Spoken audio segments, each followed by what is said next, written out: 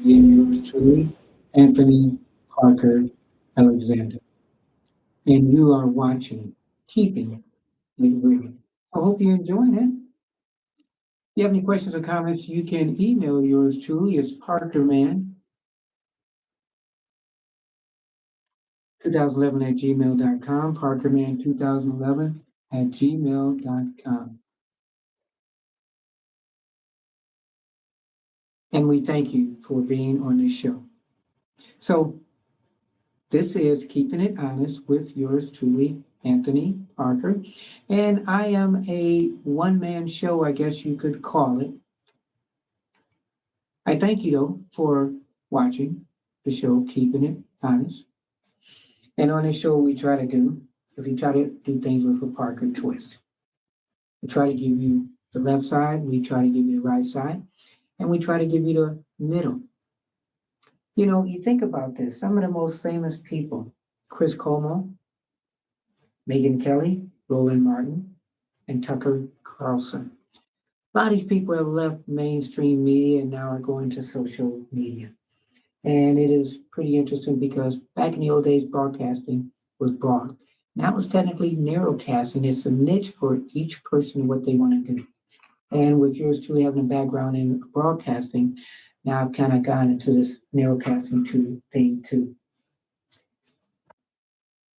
But the good thing and the bad thing about this is that when you're on these social media platforms, are you giving your views or are you giving facts and figures? And so with me, I try to give the views. You're going to see a lot of papers moving around and everything. And on this show, what I want to try to do is try to give you some things that I think that at the end of the day, you're going to like. And speaking of like, if you have any comments or questions, you can text me also. This phone, 216-702-3718, 216-702-3718. Name again is Anthony Parker of Keeping It Honest. So what we talk about, some of the things we're going to talk about on this show is this. Should Biden and Trump drop out of the race? I'm going to give you some maybe facts, maybe situations where either one or the other, because both of them are possibly getting indicted. We know one already is, and the other one may. And it may be a crazy thing where maybe, you know what, one or both of them may be out of this race. Stay tuned for that. Do you believe in what social media says? I always say when you're looking or reading anything dealing with social media, even the news, use it as a small sample size. You hear something, you read something, follow up, make sure that's true. Use social media as cliff notes because not what everything that you read or hear, even more now, is true. So even if whatever I'm giving you, check it out. Speaking of checking out politicians, do you believe in the politicians? Sometimes that's as hard as believing in the media. And what if the politicians are in media? What do you believe then? You've got so many politicians and so many responsibilities. And already up to the job, there's a lot that are, but there's a lot that aren't. And I can tell you because my background has been involved in the political field, and we'll talk about that on upcoming shows. Current event topic, Ja Morant, basketball player. He's been getting in and out of trouble, flashing guns on the social media. If he's a role model, what kind of role model is he? And should you be a role model because you're just doing your thing? Maybe people aren't ready for fame.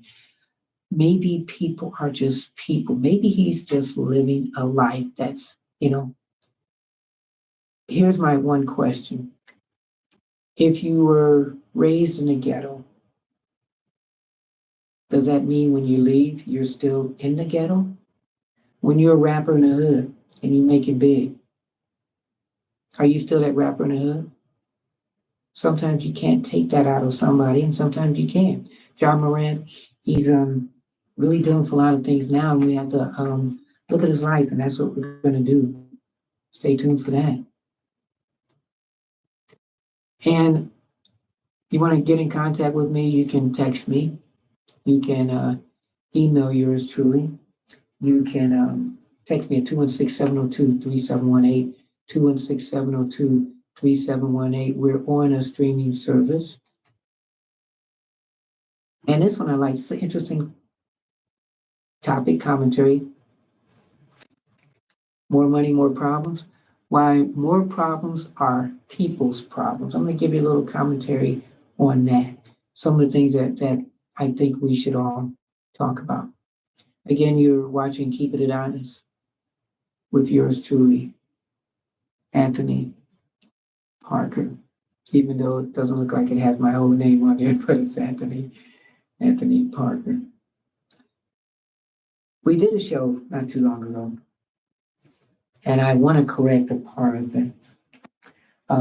We did a show about missing children in Cleveland.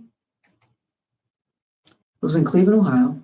We did the show, and I want to give credit to the person who gave me information for the story.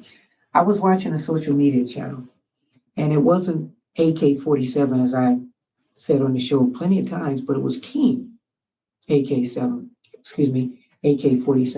So I want to give him his props because I saw the show, and he talked about the nearly 30 missing kids in a 2-week span in Cleveland, Ohio. And I saw this show, and he was on there pleading pretty much, why isn't anybody talking about these people, these kids? 27 kids to be exact that were missing in a 2-week span in May in Cleveland, Ohio. So I saw a show and I was so touched by it that I said, man, I want to do a show and give him credit,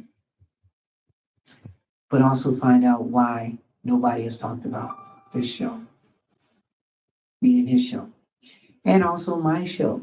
So I did a story about the 27 children missing in Cleveland, Ohio. So I'm gonna give a recap real quick. So 27 kids missing in Cleveland, Ohio in a 2-week span. And how I found out about it, I was watching King AK-47's streaming show, and he talked about it. And so how he learned about it, there was a Newburgh Heights police chief that I guess was being interviewed from people across the country about the kids missing in Cleveland. So listen to this time frame, put it together. So Newburgh Heights police chief was talking about the 27 missing kids in Cleveland, Ohio. So you wonder, well, why did he talk about that? Okay, he's Newburgh, that's Cleveland. So we found out that he is also board chairman of this program called Cleveland Missing. But then again, you wonder, why didn't anybody in Cleveland talk about it? So it made national news. And then after that, the local people started talking about it. So me, as much as I'm into the news and giving facts and figures, it was really daunting to me to find out that nobody locally had really touched the story. 27 missing kids in a 2-week span, that wasn't a big story. I'm still going to find out that now. So this Newburgh Heights police chief put it out there. King AK-47 did the story. I found out Newburgh Heights police chief was also on the board of this Cleveland Missing. And then I kept wondering, why isn't national or local news doing this? And then I found out another board member is Dan DeRose. He's on the board of Cleveland Missing, but he's also a, excuse me, a local reporter for the news. And that's had me mystified. So we're following up on that because why didn't the media, who has a job to do, showcase the 27 missing kids? I didn't hear an Amber Alert. I didn't hear any breaking news because, an Amber Alert, they go, ee, they make that noise. So my question is, news, where are you? I mean, do we have to take all of our stuff off mainstream media and go to all streaming places to hear news and dissect and see who's real? Megyn Kelly now is making it big. Roland Martin is making it big. Chris Cuomo, kind of making it big. And Tucker Carlson is making it big. So you're watching Here's what I found. As my phone is talking, you are watching Keeping It Honest with yours truly, Anthony Parker. So, some of the topics we're going to talk about, and I thought this is an interesting one. Do you believe in what social media says? So, I'm old school, and we're going to go old school. I really hate, especially when you go on Instagram and Twitter and you see when somebody's talking, there are words all underneath it. People can read. It's like closed caption. I like the old school stuff. We don't really have to have words underneath everything we say. Because what we're trying to do is keep it simple, keep it honest, and keep it real. So speaking of Tucker Carlson and social media, and you're going to see me throughout the show read certain things because I'm a reader, but I like getting facts and figures out there. And this one has me troubled. Now we find popular people that we kind of, admire and we like their viewpoints and everything. But we have to realize, okay, maybe sometimes it's just their viewpoint. Maybe it's not real. So right now, one of the hottest stories out. Tucker Carlson just came back. He was on Fox News. They bought out his contract. So he left. And people wondering, where is Tucker Carlson going to wind up next? So he's decided to go on Twitter. He's had 2 episodes of a 10-minute show, and it's him just kind of giving commentary. And I kept wondering as I watched both episodes, wow, he's talking about stuff that's in the past, stuff that may be true, stuff that may not be true. And he's talking about, and maybe Tucker Carlson now, he's talking about on this story, and it was kind of a sensational story, President Obama. And I have not heard about this story, but I was curious why he put it out there. And I'm curious what you think. And was this tacky? Let me read you the story. In the second episode of Tucker on Twitter, Tucker Carlson, he once again brought up this conversation, this time about transparency. And that does make sense. Is he a transparent kind of guy? Some people like him, some people don't. He explained, and he talked about Barack Obama's personal life, leading many to speculate about what he meant.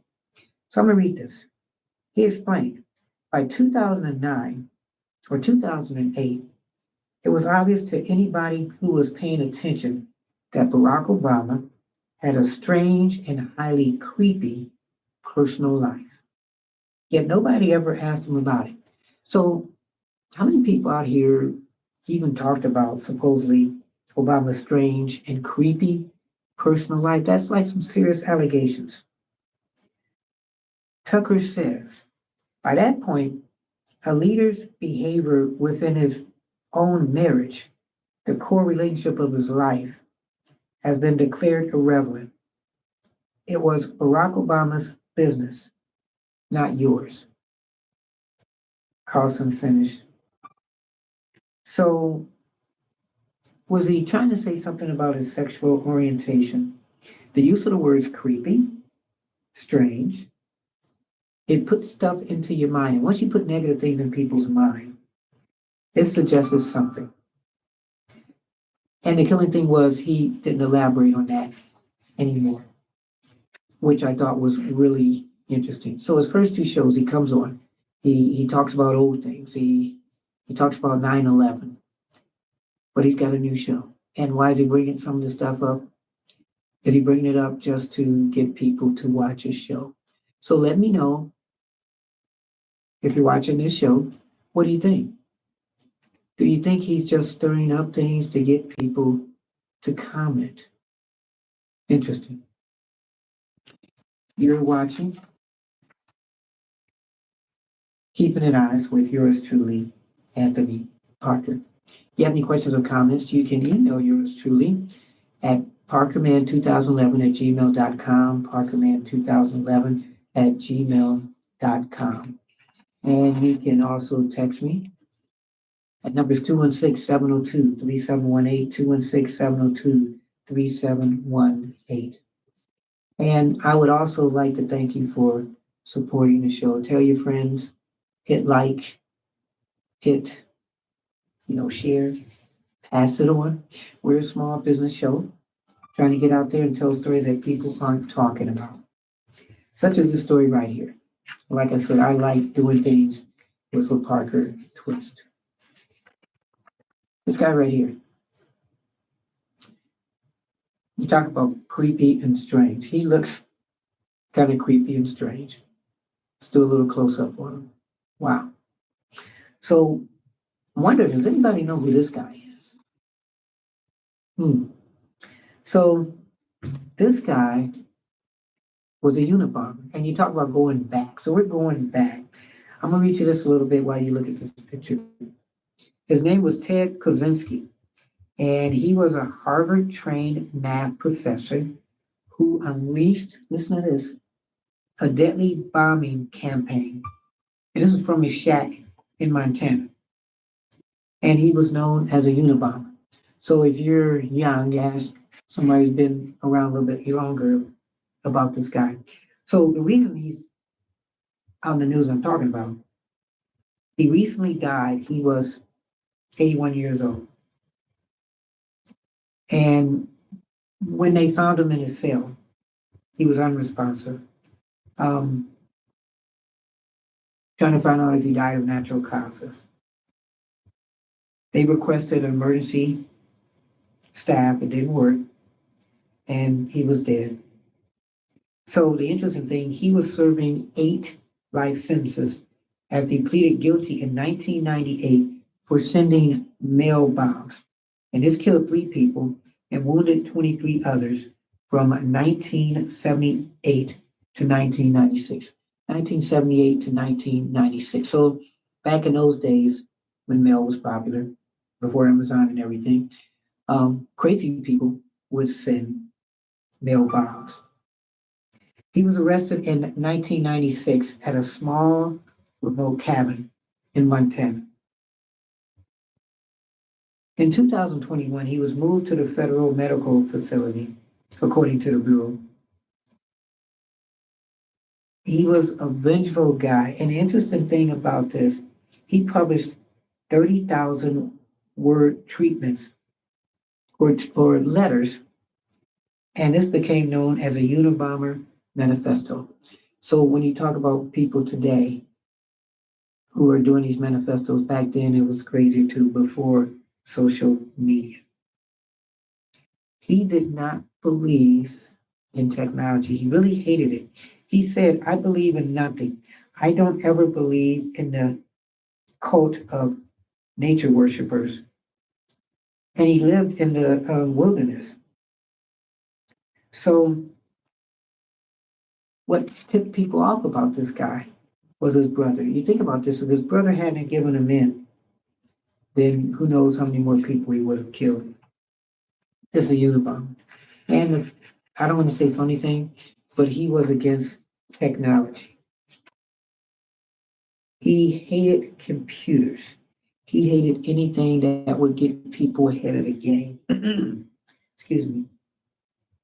He wanted to die. And thankfully, they decided to give him life in prison because you never give anybody what they want. Think about this. For people who are against the death penalty or for the death penalty, if somebody does something vicious, do you want them to pay that immediate crime or do you want them to rot in jail for the rest of their life? And that is, of course, a presidential topic too, which we know about some people running for office are for or for not killing people. So this guy, he was against technology, totally against it. He was anti-technology. So in this day and age, social media, what do you think about it now? Because social media, as I said, it's a crazy thing. You can do so many things now. How many people are bullied through social media? How many people are smarter because of social media? What are the pros and cons of social media? Let me know. What you think? How many people enjoy social media? How many people now, you take it away in the last 20 years, how much technology has changed? How much we're ahead of the game with anything? Some even say with technology that well, the vote a couple years ago was fixed. We're going to find the good and bad with social technology. And we figured, well, if it's advanced and crazy today, what is it going to be later on?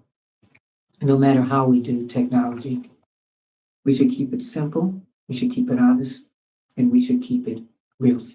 Yours truly, Anthony Parker. So let's go back to what Tucker was saying too, real quick. And if you're a Tucker Carlson fan, you kind of know he talks, and it's almost like he has an answer for everything. He's a commentator, he's a social media guru. Now he's on, now he's on Twitter doing his show.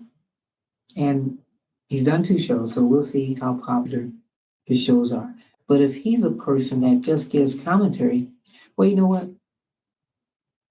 For a second, I'm going to be Tucker Carlson. And I'm going to talk about most problems are people's problems. As Tucker Carlson. Our lives are filled with many challenges. All of us struggle with personal problems such as stress, anxiety, depression, self-doubt, addiction, and worries about our health, finances, and our future. Our relationships with our partners, our children, and other family members are often riddled with conflict, and our relationships with our friends, neighbors, bosses, and ex-workers are challenging as well. Society heaps on additional concerns in the form of crime, violence, economic problems, prejudices, political diecasts, terrorism, and environmental issues. We have a lot going on. All these problems are complex and their solutions elusive.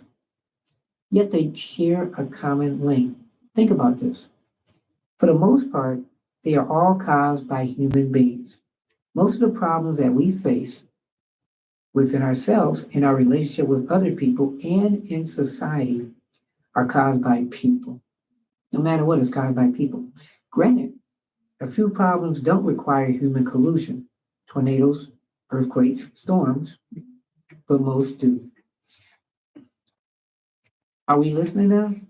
Human behavior is by far the simple, largest cause of the difficulties that each of us experience in life. Everybody has that. Most problems are people problems. And the people who cause our problems are quite like us. We're all together. So therein lies a basic paradox about human nature. On one hand, human beings have used their intelligence, creativity, and ability to work together in groups to improve life dramatically through science, technology, government, philosophy, education, healthcare, art, and other features of human civilization. But on the other hand, let's listen to this. Human beings also behave in highly weird ways, in different ways, that create a slow and slew of social, relational, and personal problems, both for themselves and for others. So how can people be so intelligent and effective, yet also so dysfunctional? What's wrong with us? What's wrong with people? Philosophers, psychiatrists, writers, theologians, and others have wrestled with this question for eons. The theme that will not run through this, though, is at the core of many of these problems is the human tendency to be excessively self-focused. We only think about ourselves. Naturally, we all focus mostly on ourselves and our lives because at the end of the day, that's what we care about. And we view the world mostly from our own perspective. If it doesn't affect us, we don't care. Think of politicians. If they don't affect us, we don't care. If we're African Americans and there are things going on, maybe that are non-African American issues, we don't care. If we are non-African Americans and there are things that don't affect us, like Juneteenth, then we don't care. So naturally, like I said, we focus on ourselves. People are generally more preoccupied with themselves than they need to be sometimes. When people commit crimes, for example, let's think about this. It's almost always because they have put their own interests so far above other people's well-being that they steal, rob, assault, murder, or otherwise hurt other people to get what they want. And you hate to say sometimes it's a necessity because you don't know what makes a person go a different way. When things happen, I always wonder what made a person do that? What made a person steal? What made a person commit a crime? What made a person hurt somebody? Were they as low as they could go and they didn't have a place to go and they needed food or they needed money? Or are they just evil to the core? Don't you want to know what makes people think? Or is your thinking just one sided? When people do these things, are they doing it without thinking about people besides themselves? Are they prejudiced towards themselves? So, prejudice and discrimination are fundamentally self centered reactions because you're only thinking about yourself. Many of the conflicts in our personal lives arise from our egocentric conviction that other people should do what we want them to do because we don't care. Likewise, many of our arguments with other people reach an impasse because everybody is certain that they are right. I'm right, you're wrong, I don't want to hear it. And this unfounded uncertainty in our beliefs, it feeds political, religious, and cultural differences within ourselves. We even get into heated arguments with each other about politics, about racial division, about who's better than somebody else. But now let's think of our own self. Even in the privacy of our own minds, our preoccupation with ourselves often leads to ongoing anxiety, stress, shame, or dissatisfaction. Of course, to live happily and effectively, because we all want to be happy, we have to think about ourselves. But our self-doubts thoughts are frequently obsessive and distressing. So people often look for other ways to turn off their unwanted mental chatter. Some people use drugs, some people use food. What do you use? I was talking to somebody recently, and does it sound like Tucker Carlson? He knows it all. Don't want to call him Mr. Know It All, but check out his tweet, his social tweets. That's his new, I guess, landing spot now. But think about this. Somebody asked me, do you want to be happy or do you want to be rich? And I told the person, you want to be happy because if you're rich, it doesn't mean you're going to be happy. But somebody countered it with me saying, you know what? I can be rich because I don't like people. And that's sad because you're really living your own world. And how many people are rich and are unhappy and going through some things? There are a lot of people. There are a lot of people. Speaking of people, we are talking about people and issues on this show. You are watching Keeping It Real with yours truly, Anthony Parker. If you have any questions or comments, you can email yours truly as Parkerman. And as I'm going up and down here, it's Parkerman 2011 at gmail.com, Parkerman 2011 at gmail.com. I also like to thank the sponsors for supporting the show. There they are at the bottom. We like to keep it real, keep it honest, and keep it simple. So, speaking of simple, we're talking about issues of the day. And there are a lot of issues of the day. Like I said, as you know, I like prompts.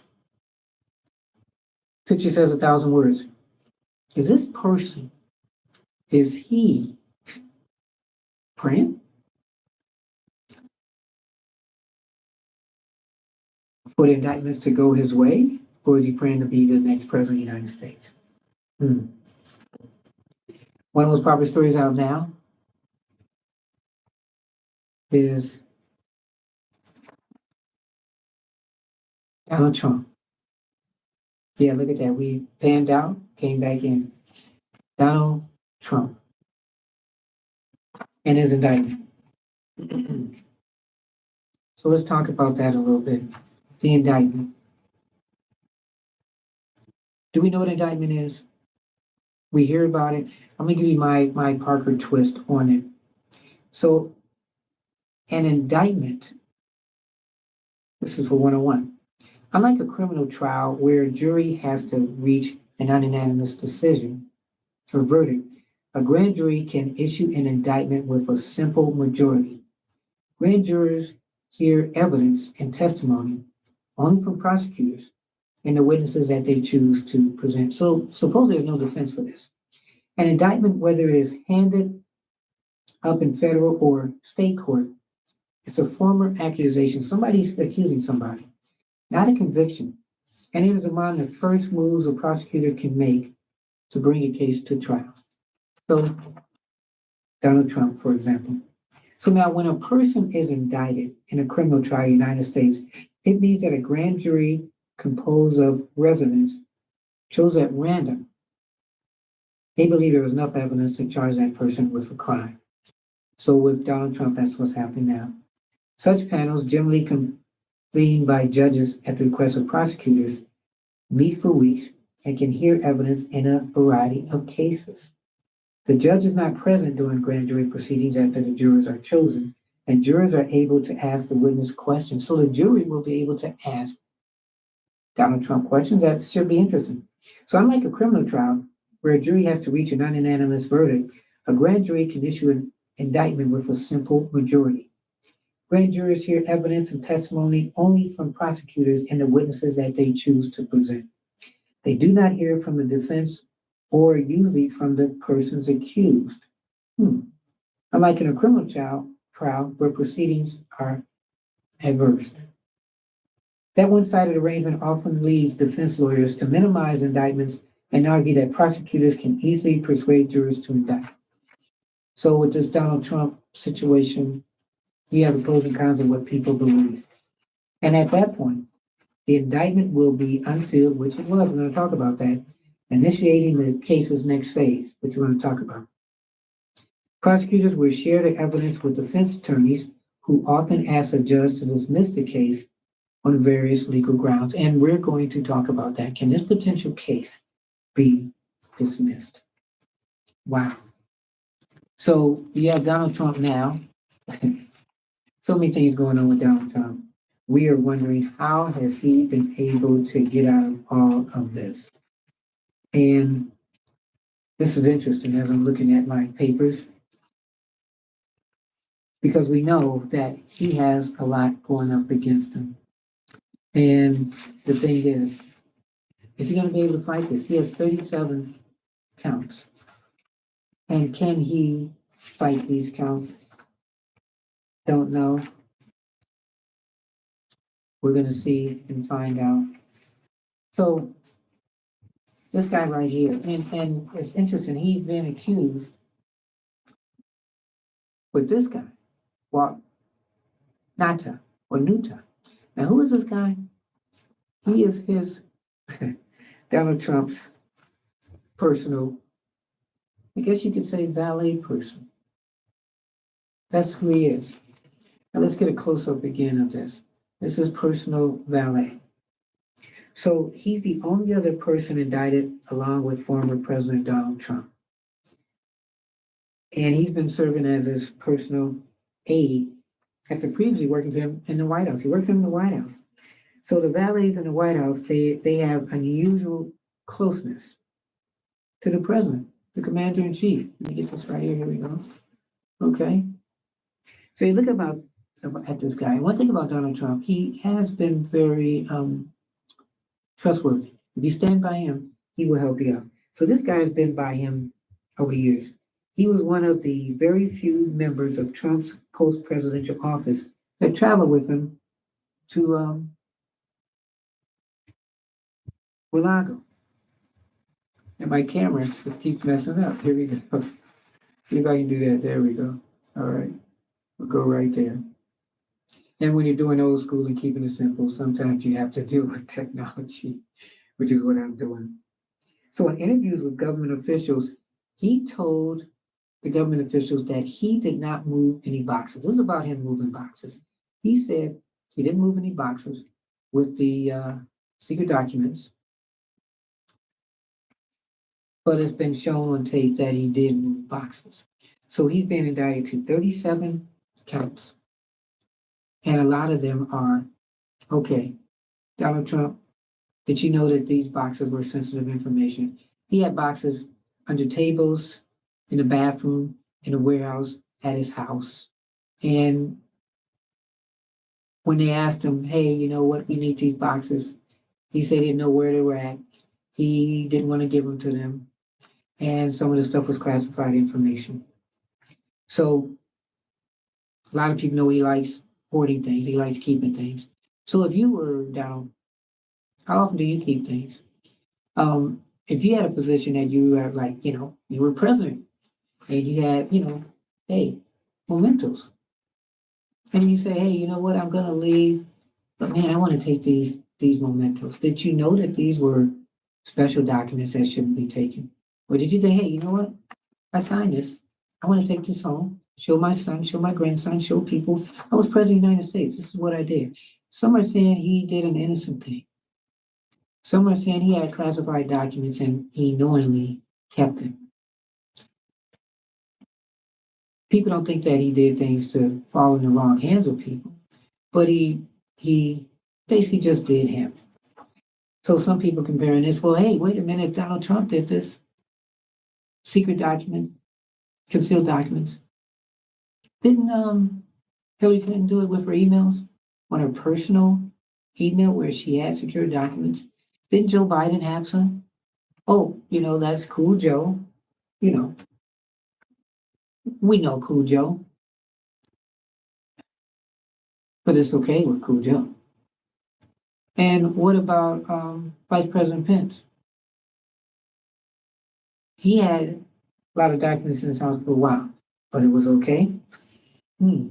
Wow. I don't think so. But we'll see what happens with this indictment. They impeached him twice. He just settled a sexual rape allegation. He's been accused of sexual assault. How many people?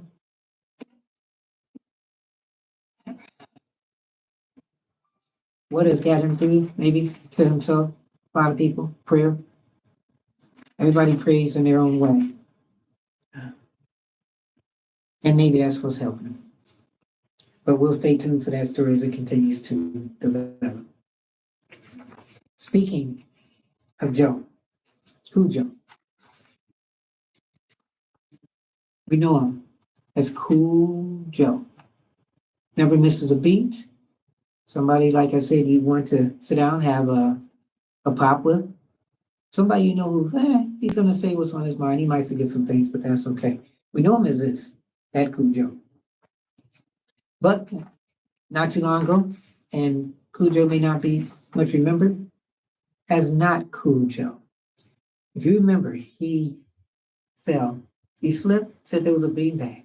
Some people are using this as the end of Cool Joe. And why maybe you should drop out the race. And how many people think that? Well, the Wall Street Journal gave their opinion of why Cool Joe should drop out of the race. And the reason they said that, which is sad, was because he fell. He seems unfit. He is older now. We're kind of scared for him. He may forget things. And this is from the Wall Street Journal. And this is the editorial board saying this, which was really sad. And they do not feel that he is going to be, if I get my phone here, a great next president. But then they say they don't want Kamala as the president replacement. So some people saying, Joe, say it ain't so, Joe. Get out now, Joe, before it's too late. And the interesting thing is, Wall Street Journal saying, even if you don't want to vote for Joe, your alternative may be Donald Trump. Wow. I'm going to give you another commentary. This is from Rich Lowry, and he talks about Joe Biden. His stumbles are not minor incidents. Biden is 80 years old. He's in decline and has a stiff shuffling gait when he walks. At his age, once the fall starts, it continues. Democrats should be thinking long and hard whether this is the vessel they want to ride into 2024. A couple weeks ago, at the G7 summit in Japan, that's when he fell. And a lot of people talk about that now. Think about this. Now, if he happens to walk and fall into a faceplant, how big a deal is that? He's just not a senator from California who falls. He's a president of the United States. You have had Senate Majority Leader Mitch McConnell. He's 81. He fell a couple months ago, and he had to be hospitalized. He suffered a concussion and a broken rib. What happens if Biden falls and hurts himself? But that's anybody. Anybody can fall. But I guess because we're looking at the age that we're looking at his health. But you have a lot of people around who are older and are in office and are acting and doing what they love to do. Is this the Republicans trying to put a spin on Biden? So while the public often sympathizes with older people, we have to look at it as far as being real. Do we want Biden's age and physical health to be an issue in the campaign? Is it one right now? Some people say, and that was Rich Lowry, that man up, Joe, and just say I've done all I can do and call it quits. Wow, that is strong. Just quit. But if you feel you can do it, you can do it. But if the Democrats, and some say they're looking at this for being real, that maybe he should really quit. And if he quits, who's left? Who's left to run?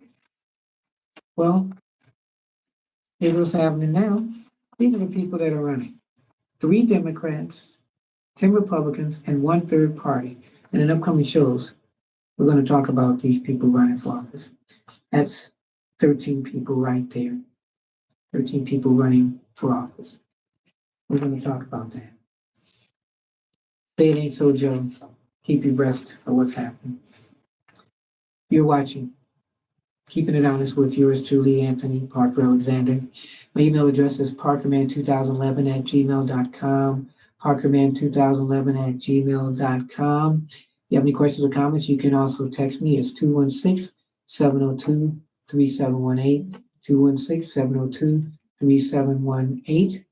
And you can tell your friends. Hit the like button. People in replay, hit the like button, respond, be my friend, tell people about us. Let us know what we need to do. Speaking of what we need to do, what do we need to do about this guy, Ja Morant? Basketball player that's experiencing some hard times. So recently, he was suspended for brandishing a gun doing an Instagram live show. And some people say, well, he was originally suspended for 8 games. Some people say he should be suspended for the whole season. So let's talk about him. Let's do a timeline. A lot of people think, oh, this is his second time. No, this is his first time that he's done it. So we're going to talk about some things that he's done in the past. And if there's a record of this. So let's look now. May 14, 2024. After a Twitter user, he called him the P word, Morant responded in a deleted tweet saying, it's free to see how bullies feel. and he's referring to showing the user a hollow point bullet. That's kind of intense. July 22nd, 2022. Washington Post reported the same day that Morant threatened the head of security at a Memphis area mall during an altercation, causing the security guard to file a police report. The head of security alleged a member of Morant's group shot them in the head, but no arrests were made. Wow. July 22nd, 2022. According to an employee at a Memphis area food or foot action store, I don't know anything about that store, Morant's mother was displeased with her service, so she called her son. So Morant and 8 or 9 friends, they arrived at the store and threatened the employee while he hid in the back room for nearly an hour.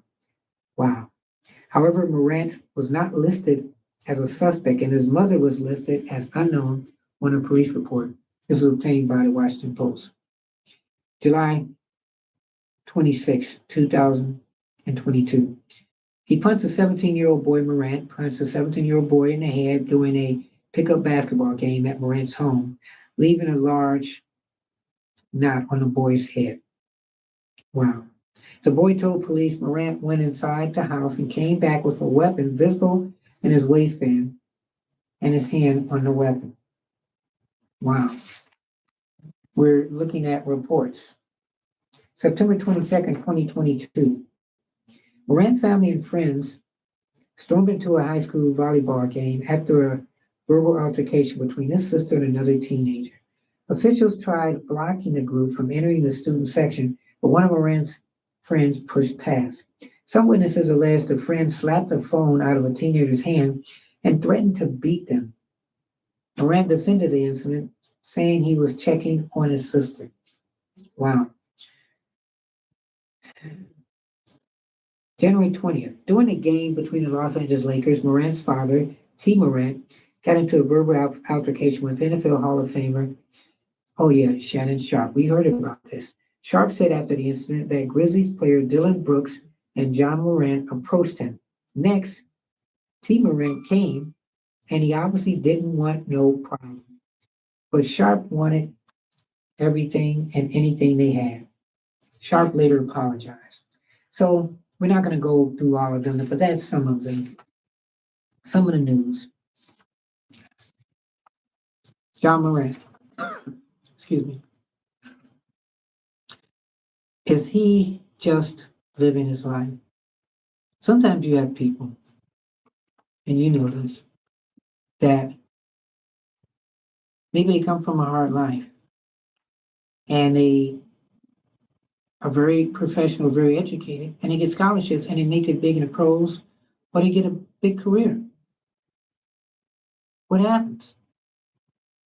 When you get a lot of money, as I was saying, sometimes money doesn't make you happy. But when you get a lot of money, are you still the same person? Maybe John is still the same person. Maybe he likes guns because, well, he's sure doing this enough as far as getting into trouble. And the sad thing is, with all his money and his ruling coming up, he could be suspended for half a season or the whole year. How many chances do we give? And the commissioner did give him a chance where he gave 8 days and then he did something again. Now they're saying it's a play gun. So my thing is, just stay away from the guns. Just stay away from the guns. Okay? If he's a role model, and is he considered a role model? What exactly is a role model to you? Is it somebody that once you become famous, that you're obligated to everybody like you? But if you're one like some rappers or actors, if you're one that you have a swag about you before you became big, you got money. So now you still should have that swag. But should you have the attitude? I'm being paid to play.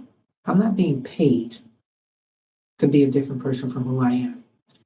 How many times once somebody, celebrity or whatever, when they do get paid, they change? And then some, they don't and they stay the same. How much of this John Morant thing is a mental health issue? Where's his people at that supposedly are helping him out? The gatekeepers, or are they just the yes men? Will Smith has been one, speaking of mental health, that I've admired a lot. Now, when he went up there and he smacked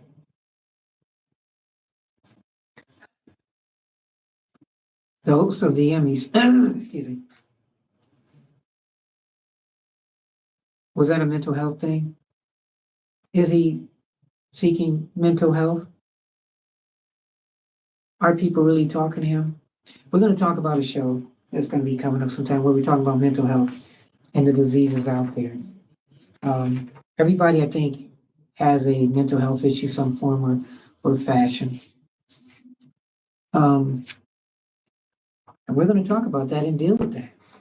That's what we do here on Keeping It Honest with yours truly, Anthony Parker. We keep it simple, we keep it honest, and we keep it real. Speaking of real, Juneteenth. A lot of people don't know about this. We're going to talk about it real quick. We're going to talk about what is it? Biden, we talked about him throughout the show. Biden, he signed this legislation. And this is in 2000, and if I'm correct, 2021. And this is what he says.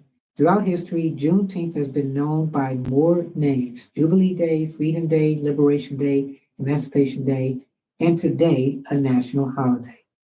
When we establish a national holiday, it makes an important statement. National holidays are something important. These are days when we as a nation have decided to stop and take stock, and also to acknowledge our history. Juneteenth marks both a long, hard night of slavery, of subjugation, and a promise of a brighter morning to come. Is it? This is a day of a profound, in my view, profound weight and profound power. The day in which we remember the moral state, the terrible toll that slavery took on the country and continues to take. What I've long called America's original sin. At the same time, I also remember the extraordinary capacity to heal and hope, and to emerge from those painful memories and a bitter, bitter version of ourselves. Thank you. So, is this America's original sin, Juneteenth? So on this day, how is it celebrated? Early celebration involves prayer. In 1872, a group of African American ministers and business people in Houston proclaimed 10 acres of land and created Emancipation Park, which was intended to hold the city's annual Juneteenth celebration. And Juneteenth was celebrated June 19th, 2020. And this is, as we go back, on June 19th, 1865, almost 2 months after the Confederate General Robert E. Lee surrendered at Virginia, a Union general arrived in Galveston, Texas, to inform enslaved African Americans of their freedom and that the Civil War had ended. Wow. General Granger's announcement had put into effect the Emancipation Proclamation, which had been issued nearly 2.5 years earlier on January 1st, 1863, by President Abraham Lincoln. The original sin. Slavery was over for about 2 years. About 2 years. And it took 2021, for African Americans to have a national holiday. Wow. How many people, non-African Americans, are celebrating this day, Juneteenth? You know what? I'm going to tell you, the African American friends, and there are some out there that may not have any, because you think about this. The Civil Voting Rights Act of 65, just because there was an act doesn't mean that cultures will change. I'm just keeping it simple, keeping it honest, and keeping it real. Just because laws have been enacted doesn't mean that people's ideals have changed. We talked about Trump, we talked about Biden, we talked about the people running, we talked about John Morant, we talked about heroes, we talked about mental health. We're talking about the world, and it's so confusing. Blacks, whites, all nationalities. Why can't we all just get along in this year at this time? Depending on who you vote for, whether you vote for Biden, whether you vote for Trump, no matter who you vote for, your vote will count. Every vote counts. If you don't vote, don't complain. But this world as we see it in a year from now, 6 months from now, a month from now, will be different. Will it be advanced? Will it decline? It all depends in people's eyes. Because at the end of the day, if it doesn't affect you, do you really matter about other people? Hopefully it does. Hopefully this show has. I'd like to thank you again for watching Keeping It Honest with yours truly, Anthony Parker Alexander. And I want to thank you also for supporting the show. Because if it wasn't for you, we wouldn't be doing this. And again, as I do my commercial, I'd like to thank some of our sponsors, 23andUs, right here, nice hat, right here, 23andUs. And what it is, it's a clothing line that's created by my family. We decided to do a clothing line called 23andUs. There we go. There's so many things on there. You can get online, 23andus.net. And when you get on there, look at our clothes, 23andus.net. There we go. And you can join the family, 23andUs. So you get online, see what you like. We do hoodies, we do t-shirts, we do all kind of clothes. Get online, men's, women's, fashions. And if something you like, go ahead and purchase it. And when you purchase, you get the clothes, all we want. If you guys, you're opening up the box like some people do. As you open it, film it. And then say your name, who you are, where you're from. And then you say, I'm part of the 23andUs family.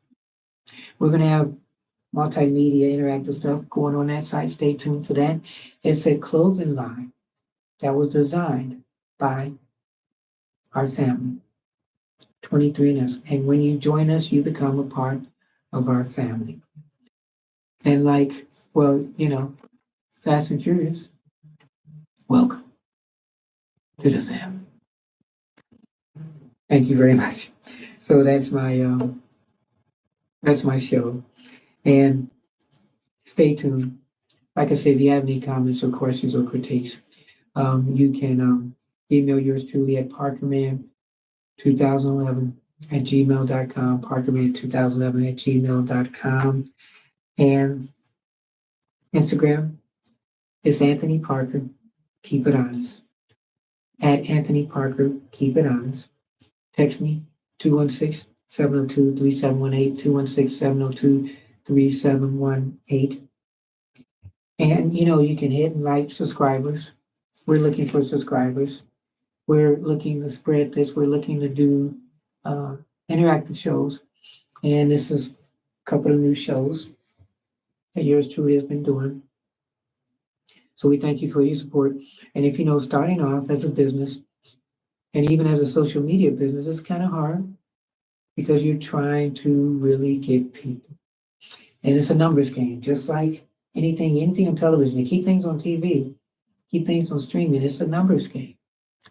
Tucker Carlson, he took a lot of his viewers, he's taking them to Twitter. We're going to find out how that works. Megyn Kelly, she took a lot of her followers, and she's on YouTube. Roland Martin, another one, he took a lot of his followers on mainstream TV, and now he's on YouTube. So trying to find out, streaming media, is this the way to go when you can't get stories out there? Like I said, the 27 missing kids. I'd like to thank again King AK-47 for giving me information on that. And I'd like to thank you guys. Remember, keep it honest, keep it simple, keep it real. Keep your head up, never look down, always believe in yourself, and therein will lie your answer. I'm Anthony Parker Alexander, keeping it honest. God bless.